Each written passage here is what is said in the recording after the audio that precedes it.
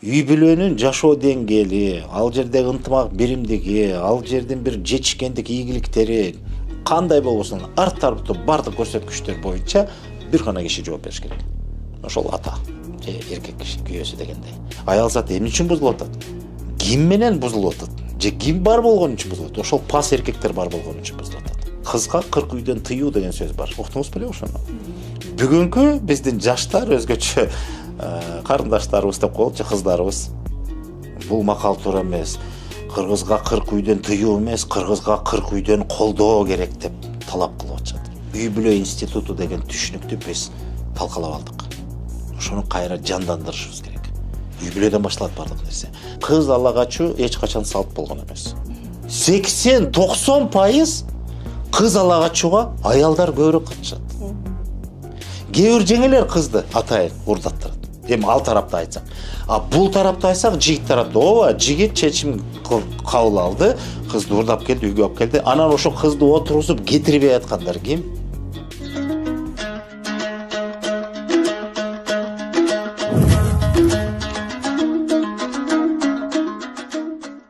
Саламатсыздар, урматтуу көрүүчүлөр. Сиздер менен Медиалек подкасты жана мен Айгерим Муратбекова. Бүгүнкү чыгарылышта биз коом үчүн маанилүү болгон темалардын бирин талкуулайлы деп турабыз. Бул аялдарга карата сый урматтуу мамиле. Бүгүнкү подкасттын мейманы кыргызстануучу Кыргыз Республикасынын мамлекеттик тил жана тил саясаты боюнча улуттук комиссиянын төрагасы Мелис Мураталиев. Кутман күнүңүз менен студияга кош келдиңиз. Рахмат.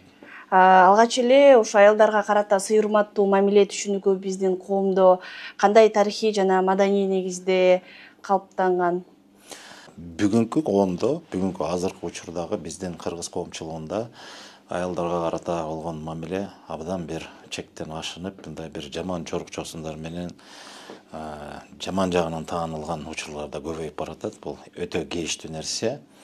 Мен болгону Кыргызстан жаатында баягы кыргыздын салттуу жашоосун абдан кызыгып, изилдеп, биликтеп, ошол жактагы көп салттуу билимдердин негизинде өзү ошо кыргыз мындай коомдо, адам коомунда аял менен эркектин орду, бири-бири менен болгон мамилеси кандай экенин өзгөчө кыргыз коомчулугунда ошону тереңине батып изилдегенде бир абдан бир чети таң калдым. Себеби азыркы жашоонун, азыркы замандын талабындагы түшүнүктөр башка экенин, анан биздин салттуу жашоодо ошол эркек менен аялдын ортосунда деп коелучу, мамиле кандай болгонун бир чети таң калып, бир чети аябай суктандым. Себеби ушундай бир биздин бабаларыбыздын акылмандыгына мен ошондо баа бердим да, анан аябай өкүнгөнүм эмне үчүн ошону биз унуттук. Анан ошол жаатта дагы бир топ изилдөөлөр болуп атат, себептери көп болду албетте. Эми ал жөнүндө айтпайбыз, мен айтайын дегеним, биздин кыргыздын салттуу жашоосунда ушу аял эркектин орду, бири-бирине болгон мамилеси, сый урмат деп атабыз. Негизде мамиле дегенде ошол негизде болот. Анан бүгүн биз замандын талабында биздин эле мамлекетте эмес, деги эле жер жүзүндө гендердик саясат деген абдан күч алып атат. Аны дагы түшүнгөнгө негиз себеп бар. Кабыл алганга себеби ошол аял затына карата болгон бир зордук, зомбулуктар күчөп атат, ар кандай нерсе болуп атат. Анан баягы саясатта тең укуктуулук маселеси жаралып атат. Аял заты эркектен кем калышпай саясий кызматтарга, жетекчилик кызматтарга алыныш керек деген бир түшүнүктөр абдан кенен тарап, бул эми баягы азыркы замандын талабы болуп калды да. Анан ошондон улам биз ошо аял менен эркектин ортосундагы байланыш, карым-катнашы, мамилеси азыркы түшүнүк менен ушундай калыптанып калыптыр. Эркек заты бир аял затына бир мындай үстөмдүк тургузгандай кабылданып калыптыр да. Салттуу жашообузда андай болгон эмес. Мисалы, мен жөнөкөй эле нерседен баштайын. Кыргызда бир жакшынакай сөз бар, эр шаркак деген түшүнүк бар. Биз мисалы жаңы бүлө куруп аткан жаштарга бир каалоо тилек айтканда ушинтип айтып калабыз го, түшүнүп түшүнбөй. Эми көбү түшүнөт, кээ бирлери маани бербейт. Ушу эр шаркак болгула деп коебуз. Анан ушул сөздүн өзүндө өтө бир жакшы мындай турмуштук көрүнүштөгү бир салыштыруу бар да. Кыргыздын тилинде эриш эмне, аркак эмне деген дагы бир кызык нерсе бар. Муну илгерки мисалы баягы салттуу жашоодон кабары бар адамдар дароо эле чечмелеп берет. Кийинки жаштар билбейт. Эриш аркак деген сөз бул эриш эмне аркак эмне дегенде ушуну мен жөнөкөйлөтүп мындай түшүндүрөм да. Баягы кездемени элестетсеңиз, кездеме бул жиптерден токулат. Эгерде узунунан кеткен жиптерди биз эриш десек, туурасынан бири-бирине кынаптап иреттүү түрдө мындай бир токулган кездемени аны аркак дейбиз. Анан эриш аркак болгула дегенде бирөө узунунан бирөө туурасынан бири-бирине ширелишип, мындай бир ыраттуу, тартиптүү негиздечи, ошентип бир бүтүн бир кездеме токулуп чыгат. Кездеменин бышыктыгы билебиз салышсырмалуу. А жөн эле жиптерди бириндетип койсок, анын эч бир пайдасы дагы, кереги дагы, мындай керектиги дагы билинбей калат да. А ошол эриш аркак болуп бирөө узунунан бирөө туурасынан бири-бирине ширелишип, анан ушундай бир бүтүндүктү түзгөндө, мына ошол нерсе бир бүтүндүктү түзөт, бекемдикти да берет. Аял менен эркек ошентип баягы кыргыздын дагы бир макалы бар, эки жарты бир бүтүн деген сөз.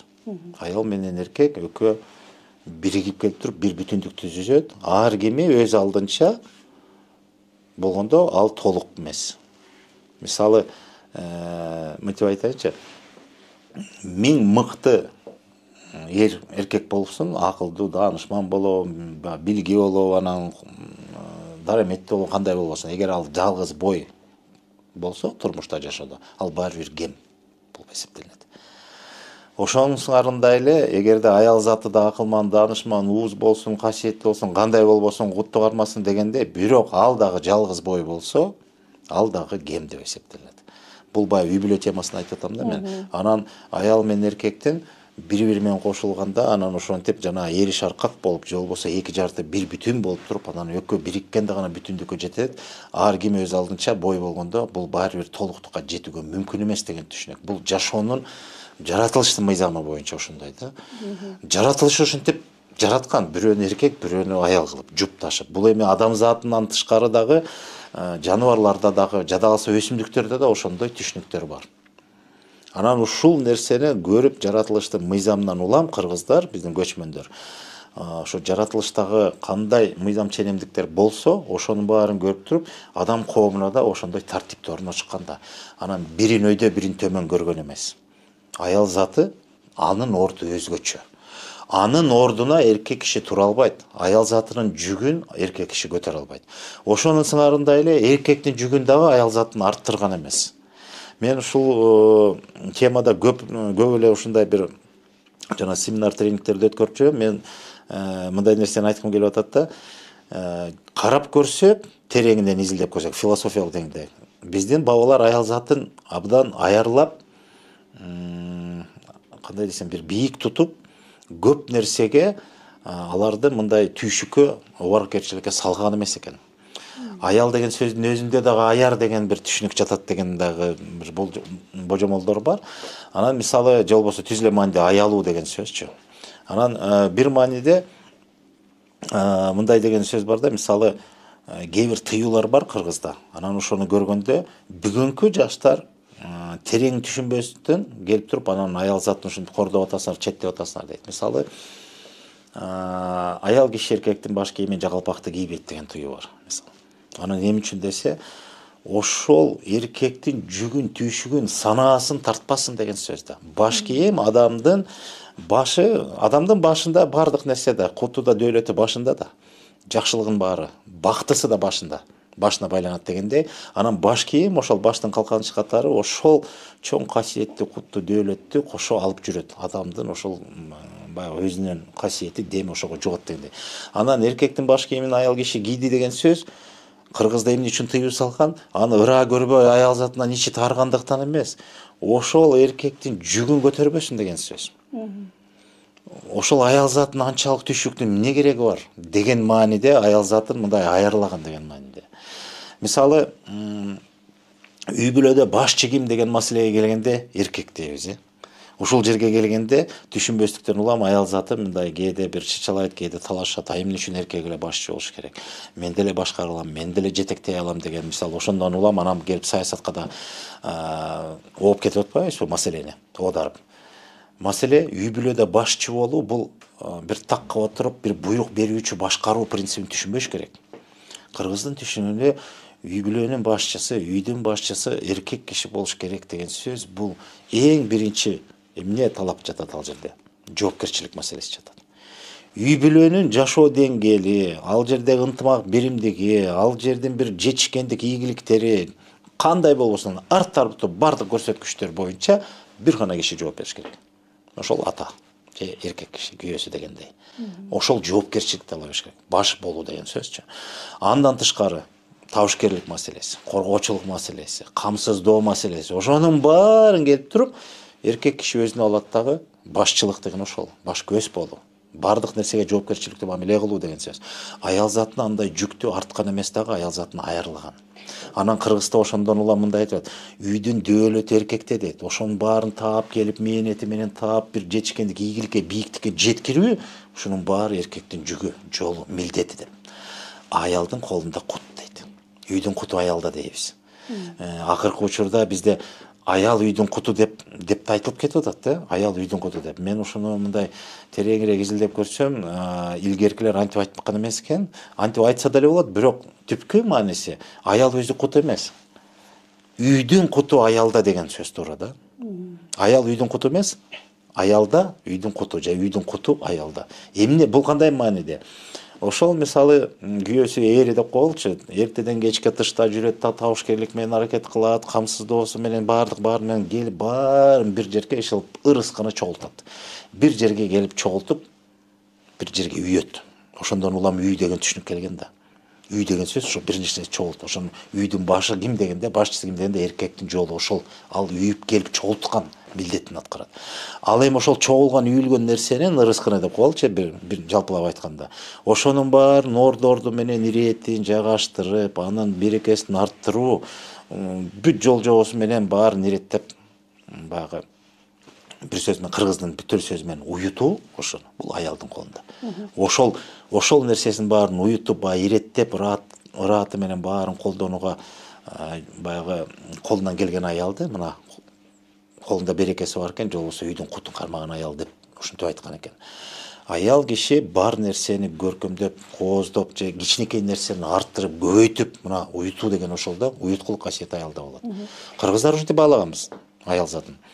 Сиз көбүрөөк аял эркек үй бүлөсүнө токтоло кеттиңиз. Эми мындай коомчулукта ошо сый урматтуу мамиле кантип байкалат? Мен мурдагысын айтып атам. Азыркысын айтканда аны айтуунун маселеси жок да. Баарыбыз эле көрүп турабыз. Бүгүн биз аял затын кордоп атабыз, сыйлабай атабыз, түшүнбөй атабыз. Эркектер эңириде. Мисалы ошол бүгүнкү көрүнүшкө улам дагы бир сөздү айткым келип атат. Кыргызда мындай бир эсе макал, бир эсе табышмак бар да. Асман ачык, күн турат, күнү жанында ай турат деп. Ушундай бир сөз бар да. Ушул сөздүн чечмелениши бир кызыктай да. Философиялык жорулушу башка, түз маанидегиси бул кадимки эле астрологиялык кубулуш. Мисалы, эгерде асман ачык, булут эч нерсе жок болсо, анда күн жаркырайт дагы, ай дагы күндүн нурун абдан чагылыштырып, мындай тунук болуп көрүнүп турат. Бул астрологиялык кубулуш, бирок көрүнүш деп коелучу. Ал эми ушул эле түшүнүктөн улам кыргыздар аял менен эркектин жашоодогу ордун көрсөтүп койду. Мен кайра эле аял эркекке келип атам, анан дагы келебиз. Сиздин экинчи сурооңузга жооп берем да, ошондон улам. Бул жерде мындай, күн деген бул эркек деп түшүндүрүлөт. Ай бул аял заты. Анан астрологиялык көрүнүштөгү күн менен айды салыштыруу мүмкүн эмес албетте. Бирок бул жерде бирөөнү басынтуу, бирөөнү бийик тутуу эмес, тескеринче жашоого болгон көз караш, мамиледен улам эркек менен аялдын көтөрө турган жүгү, аткара турган милдети тууралуу гана түшүнүрүк. Мисалы, эркекти күнгө такаганыбыз, биз күн менен көрүп суктана албайбыз, күндү көрүп. Күн ачуу, күн күчтүү аябай. Ал көздү куйкалай бет, же болбосо көздү мындай оорутуп бет да. Айды болсо биз көрүп, көркүнө, сулуулугуна, назиктигине аябай суктанабыз. Ошон үчүн биз айды аял заты катары, аял затын ай катары тутабыз дагы. Бул көрктүүлүктүн, көркөмдүктүн, сулуулуктун, назиктиктин, аруулуктун белгиси катары аял затын ошондой ай менен салыштырабыз. Эркек болсо күн дегенибиз баягы күн бир чети күч, бул чоң күч, экинчи маанисинде күн мындай. Кандай десем, жаратылыштагы ордун айталычы. Бул жашоонун башаты. Жашоонун башаты дегенибиз күнсүз жашоо мүмкүн эмес. Күн болгон үчүн жылуулук, жарык болот. Күн болгон үчүн жер планетасында кандайдыр бир биологиялык процесстер жүрөт, фотосинтез жүрөт, жылыйт, жана башка. Күн болбосо жашоо токтойт. Бул мындай кадырес эле түшүнүк. Анан эркекти биз күн менен салыштырганда биз жашоонун үй бүлөнүн жашоосун камсыздоочу, же башаты катары, булагы катары, башаты эмес, булагы катары, жашоонун булагы катары эркекти айтабыз. Эркек жашоону камсыздаш керек. Эркек иштебесе жашоо токтойт деген түшүнүк. Аял заты болсо наздуулуктун, сулуулуктун көркү. Эми экинчи маселе, ошол сөздөн улам. Асманыбыз канчалык ачык болсо, күн ошончолук күчтүү болот, ай ошончолук назик, сулуу болот. Бул астрологиялык көрүнүш. Жашоодо да ушундай. Философиялык маанисинде мындай. Канчалык эркектерибиз бийик болсо, түз мааниде, акылы бийик, ою бийик, адеби, жан дүйнөсү таза бийик болсо, канчалык аял заты ошончолук аруу, таза, көрктүү, сулуу болот. Биз бүгүн эмне болуп атабыз? Биз бүгүн көп учурда аял затын жаман жорукка барып атат, бузулуп атат деп айтып атабыз да. Бирок ага бир эле себеп бар. Эркектин пастыгы. Эркектердин болчу. Эгер эркек пас болбосо, бийик болсо, аял заты эч качан жаман ишке барбайт. Аял заты дайыма эркекти көрүп түзөнөт. Бул жанагы ай менен күндүн бири-бирине болгон байланышы. Күн канчалык күчтүү нур чачыратса, асманыбыз канчалык ачык, булут эчтеке жок болсо, ай ошончолук назик болот. Ошончолук куулуп турат. Демек мындай көрктүүлүктү тартуулайт. Эгерде күн бүркөк болуп, күнүбүз, асман бүркөк болуп, күнүбүз көрүнбөй мындай нуру да сезилбесе, анда айдын чалышкан нуру дагы анчейин болуп калат. Эптеп эле болуп калат да. Ошонун сыңарындай эркек жашоодо өзүнүн эркектик касиетин кетирип, пастыкка барып, туура эмес иш жасап, өзүнүн милдетин аткарбай, жөн эле барды келди, жөн эле бир тирүү жан катары жүрсө, аял заты ал эркекти көрүп түзөнбөйт. Мына аял заты да ошондон бузулат. Же болбосо эркектин пастыгы деген эмне? Мисалы, аял затынын жаман ишке, жаман жорукка барганынын себеби ошол эркектер өзү болот атпайбы? Эркек жанагы баягы көзүнө чөп салган тигинде мындай дегенчи жеңил ойлуу деген кайдан чыгып атат? Мисалы, аял заты эмне үчүн бузулуп атат? Ким менен бузулуп атат? Же ким бар болгон үчүн бузулуп атат? Ошол пас эркектер бар болгон үчүн бузулуп атат. Мында логикасы ошондой да. Ошон үчүн коомдо эркек заты бийик болсо, аял заты бузулбайт эч качан. Аял затынын бузулушунун бирден бир гана себеби эркек заты. Бүгүнкү коомубузга баа ошондой. Маселе аял затын жамандыгында эмес, маселе эркектин бийиктигинде эмес, пастыгында болуп калды. Бүгүнкү учурда. Бул ошол жагынан айткым келип атат да.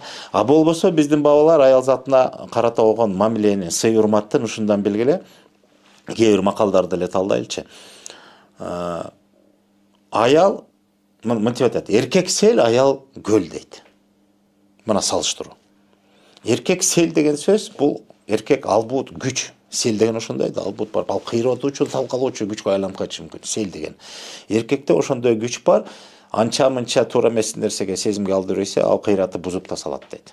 Бирок ошондой эркектин жаңылыштыгын дагы кайра токтотуп, тундуруп, тазалоочу касиет аял затында бар. Аял көл дейт. Көл деген бул токтоп турган суу, токтотулган суу. Көлдө суу токтоп турса, ал анча-мынча лайланып кирдесе дагы, баягы сел көлгө койгондо да бир топ чаңбудуң болот да, бирок кайра тунуп тазаланып туруп, анан баардыгы биз өз иретине келет да, суунун тазалыгы биз байкайбыз. Аял затында ошондой касиет бар. Аялды ушинтип тутканбыз. Анан мисалы эркектин билеги күчтүү, атанын, эркек эмес, атанын билеги күчтүү десек, эненин тилеги күчтүү дейт. Же болбосо эркектин билеги күчтүү болсо, аялдын тилеги күчтүү деген сөз бекер эмес. Аял затынын күчү анын тилегинде дегендей мааниде да. Аял заты бир нерсени тилесе, кааласа, баары бир ошого жетет. Аял затынын күчү ушунда да. Анан кыргыздын түшүнүндө да көп нерселер бар. Аял затына сый урмат дегенде, мисалы, кыз бала менен эркек балага карата болгон мамилелерди карасаңыз, кыргызда мындай деген түшүнүк бар. Тегиңди сактайм десең, уулду тарбияла дейт. Элиңди сактайм десе, кыз тарбияла дейт. Ушул сөздөн улам кызга маанини көбүрөөк берип туруп, же болбосо кыздын жашоодогу орду бул бир гана тукум тек урууга байланыштырбайт, бүтүн элдин багына байлап атат да. Ушундан улам дагы бир макал бар. Бүгүн аны биз туура түшүнбөй, аны биз четке кагып атабыз. Кызга 40 үйдөн тыюу деген сөз бар. Уктуңуз беле ошону? Бүгүнкү биздин жаштар өзгөчө карындаштарыбыз деп коелучу, кыздарыбыз. Бул макал туура эмес. Кыргызга 40 үйдөн тыюу эмес, кыргызга 40 үйдөн колдоо керек деп талап кылып атышат. Мен угуп эле жүрөм, мунун баардык маалыматтардын булактарында ушуну таратып жүрөм. Албетте колдоо керек, бирок маселе кыргыздын кызга 40 үйдөн тыюу деген сөздүн келип чыгыш маанисинде да. Бул чектөө болгон. Чектөө эмес. Бул кыздын өзүнө маселе эмес. Маселе бул сөз эмнеден улам айтылган? Бул кыздуу болгон ата энеге биринчи иретте атасына карата болгон насаат сөз. Бул мындай деп түшүндүрөйүн. Ким бирөө кыздуу болсо, кыргызда эмне деп айтабыз? Кыздуу болгондо эмне деп сүйүнчүлөйбүз, эсиңердеби? 40 жыл кылуу. 40 жыл кылуу болдум дейт. Бул эмне деген сөз? Мен кыздуу болсом, демек мен 40 жыл кылуу болдум, 40 үйлүү кыргыз деген сөз, 40 үйдөн тыюу деген бул жалпы бүтүн журтту айтып атат. Демек 40 жыл кылуу болдум деген сөз келечекте кыздын колун сураса, кыздын калыңына келе турган, калыңы деп койчу, калыңы бул 40 жылкы деген сөз, бул 40 уруу кыргызга бүтүн элге калың тартууланат деген сөз. Мен элдин өкүлүн тарбиялап атам. Мен кыздуу болдум дегеним, менин үй бүлөмдө элдин өкүлү бар деген сөз. Ага калыңга келе турган нерсе жалпы кыргызга келе турган калың деген мааниде. 40 үйдөн тыюу деген сөз кыздуу болгон ата эң ириде кызын ушундай мыктап тарбиялаш керек. Ушул чоң парс мойнуна илинет дагы. Эгерде кокус кызында жүрүмүндө бир адебинде бир кокустук туура эместик болуп калса, анда катардагы кыргыз ошол кызды тарбиялаганга акылуу деген сөз. Бул жериң жарабай калды, туура эмес болуп калды дегенге акылуу. Эми карап көрүңүз.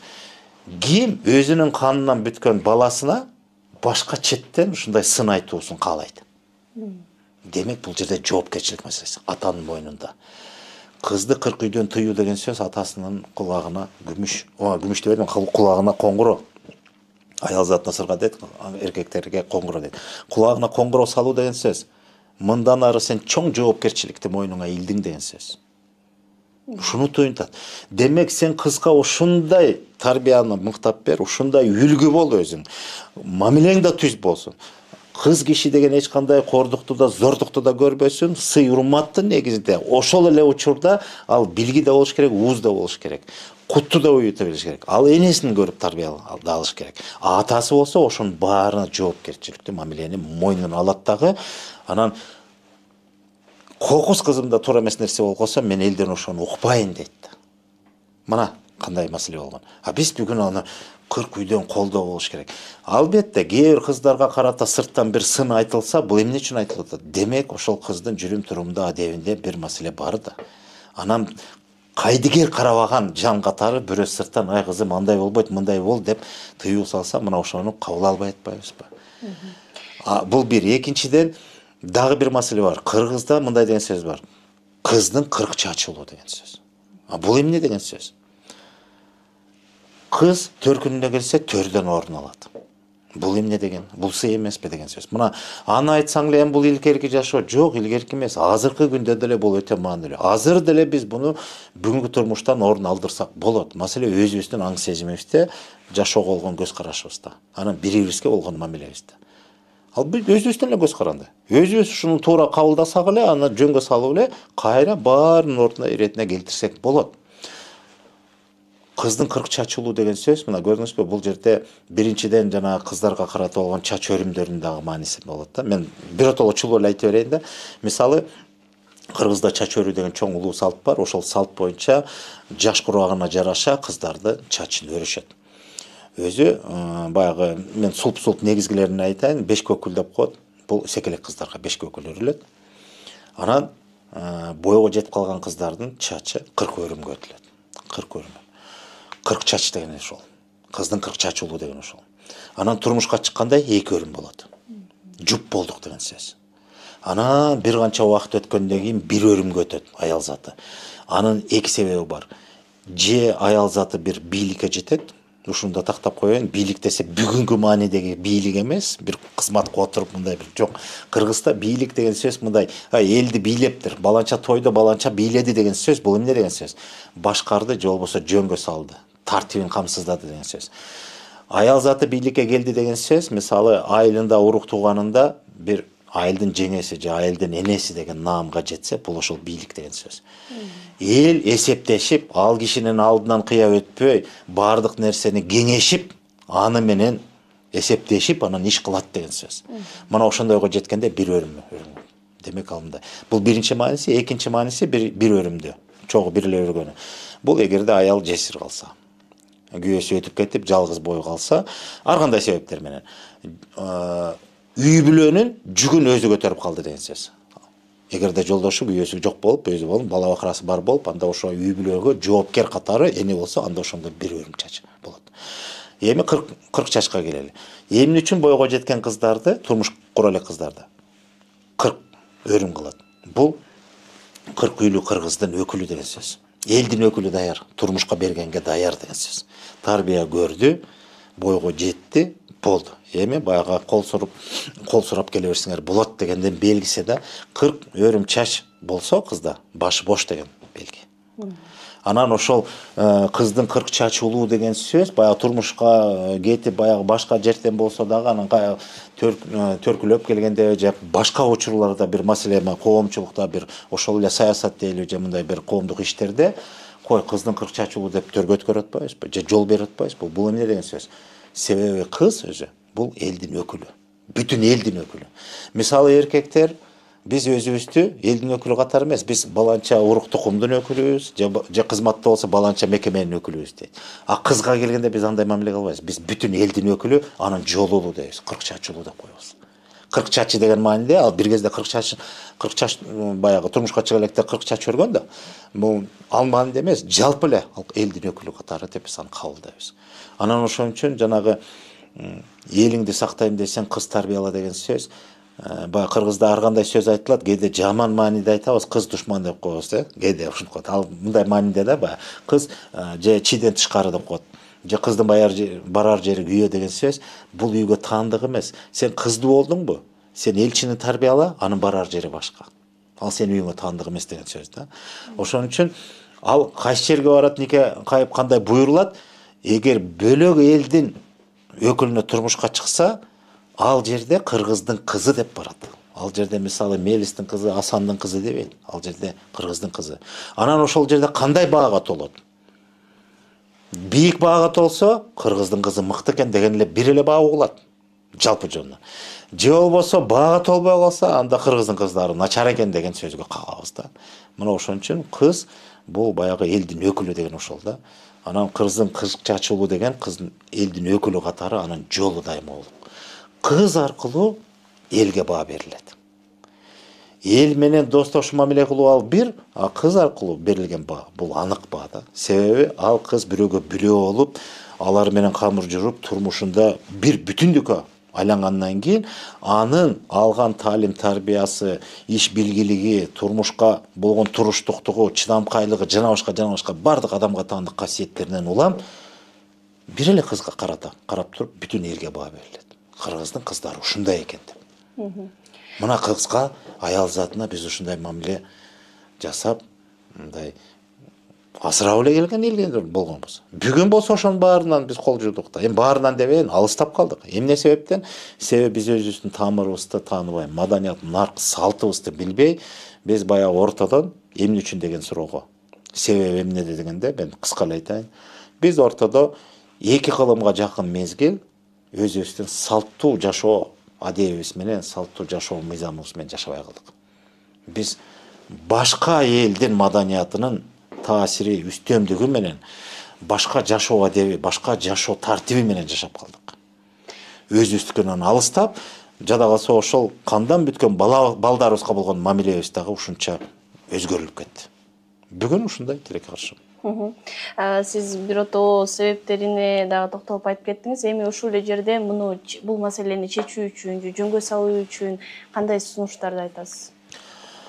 Сунушту мен эми сунуш деп да эле айтсак болот. Мен ошо көп жылдан бери ошо Кыргызстан жаатында ушундай көп нерселерди изилдеп тактап, атайын окуп Кыргызстан деген программаны иштеп чыгып, элге ушундай лекция, сабак, тренинг түрүндө берип, билим берүү тармагына да ушуну сунуштап эле келатабыз. Эң негизгиси биз азыркы учурда эмнеге муктажбыз? Жалпысынан мамлекеттик деңгээлде, саясаттын деңгээлинде айтайынчы. Үй бүлө институту деген түшүнүктү биз талкалап алдык. Ошону кайра жандандырышыбыз керек. Үй бүлөдөн башталат бардык нерсе. Демек, баш кошкон 2 жаш жубайлардын бири-бирине болгон мамилесинен башташ керек. Андан кийин экөөнүн төрөлгөн балдарга болгон мамилеси, же болбосо алардын таалим тарбия маселесинен башташ керек. Ушунун баарын жөнгө сала турган нерсе Маданият министрлиги менен Билим берүү министрлиги. Экөөнү тең башташ керек. Мен баштан бери, канча жылдан бери айтып атам, биз ошол адамдык ресурсту калыптай турган мамлекеттик тармактар менен иштешибиз керек. Билим берүү министрлиги бир гана билим берүү эле, мен билим берген туура керек ал, бирок билим дегенде билимдин чеги жок да. Биз ошол салттуу билимдерди да окутушубуз керек. Биз өзүбүздүн тамырыбызды тааныта турган, биздин өзүбүздүн өзөгүбүздү тааныта турган, уңгубузду тааныта турган, мына азыр саясатта уңгу жол да кабыл алынды. Бул саясий идеологиялык документ, доктрина катары. Мына ушуга чейин биз азыр муктаж болуп атабыз. Анан ошо билим берүү тармагында бир гана мындай светтик азыркы илимдин эле билимдерин окубастан, математика, физика жана башка дегендейчи, ошол эле тил, адабият, гуманитардык багытта эмес. Биз өзүбүздүн тегибизди, маданиятыбызды, өзүбүздүн табиятыбызды окушубуз керек да. Табиятыбыз деген кандай? Жаратылыш маанинде эмес, кыргыз элинин табияты, философиясын окушубуз керек. Анан ошол жерде ошол билим берүү, тарбия, таалим маселесин, ошонун баарын кыргыздыкы кандай болгон, анан бүгүнкү заманда кандай колдонушубуз керек, эмнеден башташыбыз керек. Негизи түшүнүк бар, бирок ошону мындай системага келтирип эле окутушубуз керек. Мен ушундан эле көрөм болгону. Анан мисалы башка бир мыйзам чыгарып, бир нерсени чектеп, тыюу кылып, анан мындай кылба, тиңдей кылба дегенде мен түшүндү ал иштебейт. Негизи азыр баары социалдык медианын колдонуучулары болуп, контент аркылуу тарбияланып, ошого жараша ой жүгүртүп калышпадыбы? Анан ошо социалдык медиада кантип биз баарын биринчи сөз, анан түшүнүк, ушундай мамилелерди жөнгө салат.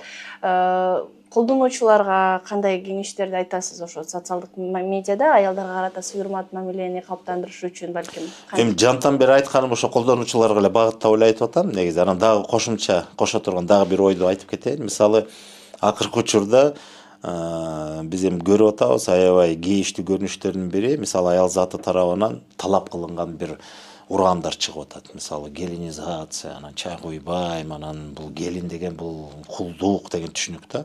Гелин деген түшүнүктү өзү ошондой тебеленбесе да ошондой деңгээлге түшүрүп атабыз да. Анан эң өкүнүчтүүсү аял заты өзү. Мисалы кыз ала качуу маселеси бар бизде. Бул жагы дагы бир топ көйгөй жаратып атат. Мен ушуну түшүндүрүп койгум келип атат да, ушул эки түшүнүк, эки ойду бириктирип. Кыз ала качуудан баштайлычы. Кыз ала качуу эч качан салт болгон эмес. Бул салт эмес. Салт деген эреже, тартип. Кыз ала качуу тескерисинче салт бузууга жатат. Болгону ошол салт бузулуп калды, эреже бузулуп калды. Кыздын ата-энесинен сурабай туруп колун өз билемдикке салып уурдап кеттик кызды дегенди моюнга алып туруп, анан алдына түшүп, жанагынтип качуу басарга келип атпайбы? Ошентип түздөп, анан эгерде багынан болсо, Куда менен пикири келишсе, анан бүттү деп уруксатын алып, анан үй бүлө курулат да. Бул салт эмес, бул салт бузуу. Салттандай каралган эмес. Бул адат деп коет. Адат деген адаттын жаманы да жакшысы болот дегендей. Ушуну түшүндүрүшүбүз керек. Анан ушул кыз ала качуу жаман, ушу кыргыздын салты жөнүндө сөз болгондо кыз ала качууну бетке алат дагы, мына кыргыздын салты болбогон деп туруп анан баарын көмүп салып атпайбы? Мен айтарым дагы салт эмес, салт болгон эмес. Илгери дагы болгон кыз ала качуу. Илгери дагы буну жакшы жактырган эмес. Салт боюнча кудалашат, сүйкө салат, макулдашат. Бардык нерсе болуш керек. Экинчиден, ошол эле кыз ала качууда карасаңар, ушул ишаратка ким көбүрөөк катышат, ким көбүрөөк аралашат?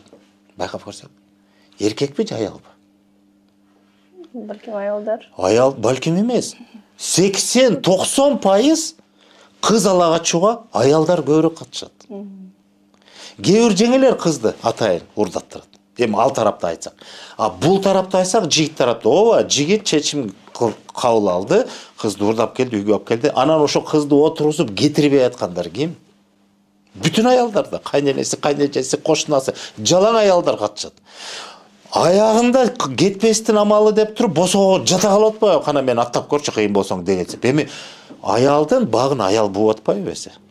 Анан эмне үчүн анан ушул кыз алага чыгууга келгенде эле аял менен эркектин маселесин таап атабыз. Маселе аял менен эркектин ортосунда түшүнбөстүк эмес. Маселе аял затынын өзүнүн түшүнбөстүгүндө. Бир аял заты башка аял затын багын бууп атат. Каалабай атса. Жерге жата калып атпайбы, мен аттап өт дегенсип. Аттап өтсөң эле бүттү каргышка каласың деп. Каргап атат. Ушуга келгенде биздин аял затынын өзү менен иштей турган бир топ маселебиз бар экен. Демек өздөрү түшүнбөйт экен да, билбейт экен да деген сөздү айткым келип атат да. Мен күнөөлөбөйм. Болгон ошол көрүнүштү ачыктап атам. Биз көрүп жүрөбүз да ошону. Албетте, эркектин бир эле чечими жок мен десе деле болот. Бирок макул эркек алдырып болуп тур. Бирок аны аягына чейин жеткирип, кыздын багын байлап аткан ошол аял заты көбүрөөк катышып атпайбы? Мен ошону айтып атам. Бул бир маселе. Экинчи маселе келинге карата мамиле кыргыздын салттуу жашоосундагы. Биз байкайсыңарбы, биз бүгүнкү күндө мен бир кээ бир көрүнүштөрдөн мисал катары айткым келип атат. Мисалы үйлөнүү тойлордо көрүп жүрөбүз. 2 жашка калуу тилек айтып атканда айтат да, кыргыз, бүгүнкү кыргыз мынтип айтып атат. Ой, ушу 2 жашка айтарым, куш бооңор бек болсун деп айтат. Ушул сөздү угуп жүрөсүңөрбү? Бул эң туура эмес сөз. 2 жашка карата айтылчу сөз эмес бул. Эркек балага гана. Бул жигитке карата айтылчу сөз. Себеби жигит бөлө куруп атат, себепкер ошол да. Анан ал өзүнүн тууруна кушту кондурду деген сөз. Ошол алып аткан келинчеги дейбизби, же ушул үйгө келген келин, ал куш. Анан ошол куш деген бул эмне? Бул биринчиден бакыттын белгиси, экинчиден эркиндиктин белгиси. Ошол келин ал куш катары келгени, аны сен эгер карабасаң, бакпасаң учуп кетет деген сөз. Анан боосу бекем болсун деген сөз, ал ушул тууруга байланып сендик болсун, сага таандык болсун деген сөз. Куш бооң бек болсун деген түз майында аны арканда байлап сал деген сөз эмес. Сен аны жипсиз байла деген сөз. Сен ошону сүйдүрүп ал деген сөз. Сендик болсун деген калоо тилек болуп атпайбы? Бир четтен насаат болуп атат. Эркек карата анын жоопкерчилигин баса белгилеп айтып атат. Кыз үйлөнүп баш кошкон күндө дагы ал кайсы күнү кетип калса, ал куш. Эркин деген сөз. Бул биринчи. Экинчиден куш бакыт деген мааниде. Бакыт дегеним ошол келин ушул үйгө келгенде ал кут болуп келип атат. Ошон үчүн биз айтып атабыз, келин кут болсун деп. Мисалы улуу кишилер үй ээсине карата, жигитке эмес, жигиттин ата энесине эмне кылат? Келин кут болсун деп атат. Кут болсун деген сөз ошол келин бияка келгенде бул үйдүн тукумун улантат. Бала төрөп берет. Мына ошонун өзү тукумдун жашоосун узартат деген сөз. Улантат деген сөз. Кутту алып келди. Кут деген бул тирүүлүктүн жашоонун кыймылдаткычы деп коелучу. Негизги башаты кут. Кут болбосо жашоо токтойт дегендей. Анан ошол келинди кут менен салыштырып атпайбызбы? Ошон үчүн келинге карата кайнененин маселесин карасаңар, керек эм сага айтам, келиним сен ук деп туруп, келинге түз момундай бир бет маңдай анын анча мынча бир туура эместиги болсо көзүнө карап тике айткан эмес экен. Тике эмес мындай, кандай десем, түз айтпай, көңүлүн орутпайын, беделин түшүрбөйүн деп, шагын сындырбайын деп туруп, атайын эгерде келинден бир кемчилик байкалып калса, аны барып кыйытып, башка бир турмуштук мисалды айтып туруп, келиндин маселесин жеткирет. Келин өзү кабыл алгыдай кылат. Себеби түз айтса, сенин бул жериң кем экен, туура эмес экен, бул жагыңды оңдо десе, анда келиндин көңүлү оруп калат деп. Ушундан улам эмнеден сабак алабыз? Кыргыздар келинге болгон мамилеси. Себеби түшүнүктүү. Кайсы бир нерсени келин билбей калышы мүмкүн. Ар бир үйдүн өзүнүн жеке бир тартиптери болушу мүмкүн. Аны билбеши мүмкүн. Аны билбей калганга келин да күнөөлүү эмес. Анан ошону түздөш үчүн, ошону билдириш үчүн келиндин көңүлү оорубасын дегенди кандай аярлаган. Анан кыргыздар билет да, баарынан назик, баарынан ушундай бир кандай десем, аяр деп коелучу, мындай назик деп коелучу, бул көңүл адамдачы, өтө жумшак болот. Анан эгер адамдын көңүлү кесилип же бир сынса, ал оңой менен кайра калууна келбейт. Ошону билет да, анан кайнене келин ортосунда мамилени келинге аяр мамиле кылып туруп, жана антип кыйытып, кыйырынан ар жактан бери башка нерсени мисалдатып, келиндин көңүлүнө калбасын деп туруп, ушинтип тарбиялаган. Бүгүн жок. Бүгүн биз карап туруп, бетке айтып туруп, шагын сындырып, элин көзүнчө аны тебелеп туруп жамандап атпайбызбы? Анан ким? Кайнене. Аял киши. Бир аял киши башка аял затын кайра жанантип корголуп атат. Демек, аял затына кор мамиленин негизгиси эмес, бирок булагы башаты катары кээ бир учурларда аял затын өзүнөн да кетип атат. Ушуну да моюнга алыш керек да. Бир эле эркек тараптан эле күнөөлөй. Мен эркекти актаганым жок. Ооба, эркектер да туура эмес кылып атат, пастык кылып атат, жанагы сабап, тепкилеп, уруп, өлтүргөндөр да бар. Эми бул эркек деп айта албайдычы. Айбан деп эле коюш керек да, мен жалпылап айтканда. Эгерде ошондой мамиле кылса. Эркек деген бул эркектин өзүнүн касиети болот да, жигитчилик касиет. Жанагындай эл кыла албаганды кылса, эрдик кылды деп эр деген атка конот. Мына биз ошого умтулушубуз керек. А биз баягы затыбыз менен кандай десем, эркектик өзүнүн бир ордундагы көрсөткөндөр азайып калды да. Ошон үчүн пастыкка түшкөндүктөн аял заты да ошондой бийиктикти көрбөгөн үчүн эркектерден аял заты деле ошондой же пастыкка барып атат, же болбосо эркектин жүгүн көтөрүп кетип атат. Керек болсо үй бүлөлөрдү бакканга чейин аялдар ошол чоң эркек аткарчу ишти, ошол жүктү өз мойнуна алып туруп жанагындай бир башка көрүнүшкө калып калдык. Анан албетте ошондой эркектин түйшүгүн жүгүн тарткан аял үй бүлөсүн да багып атат, камкор кылып атат, баарын жоопкерчилигин да алып атат дагы, анан эркектерге карата болгон алардын да мамилеси да бузулат да. Эркекти сыйлабай калат да. Себеби эмнесин сыйлайт, эгер ал эркек боло албай атса. Анан ошондон улам эки жак тирешип болот да, анан аялды жаман көргөн эркектер пайда боло баштайт. Маселе бирок башаты түбү бар эркектин өзүндө деп мен айтар элем да. Ушундай нерселер бар да. Демек, мындай туура эмес чечмелүү, ушундай түшүнүктөр мындай маселелерге жол ачат деп айтсак болот экен. Мен бир сөз менен айткандачы, мынтип айтар элем да, бул турмушта баардык маселе көйгөйдүн баары билимсиздиктен келип чыгат. Түркөйлүктөн келип чыгат. Ошон үчүн бир эле нерсе. Билимге толуш керек, окуш керек, тажрыйба алыш керек. Билим. Баардык жашоонун өркүндөшүнүн, өсүүсүнүн бирден бир кыймылдаткычы бул билим. Чоң рахмат. Ушуну менен жыйынтыктайлы. Бизге бөлүнгөн убакыт соңуна чыгып калды. Сизге убактыңызды бөлүп, угармандарга ушундай чечмелеп, түшүндүрүп бергениңизге ыраазычылык билдиребиз. Урматтуу көрөрман жана угарман, сиз Медиалек подкастынын кезектеги көрсөтүүсүн көрдүңүз. Бул жолку подкасттын мейманы кыргызстануучу Кыргыз Республикасынын мамлекеттик тил жана тил саясаты боюнча улуттук комиссиянын төрагасы Мелис Мураталиев болду. Кайрадан кийинки подкасттан көрүшкөнчө саламатта туруңуз.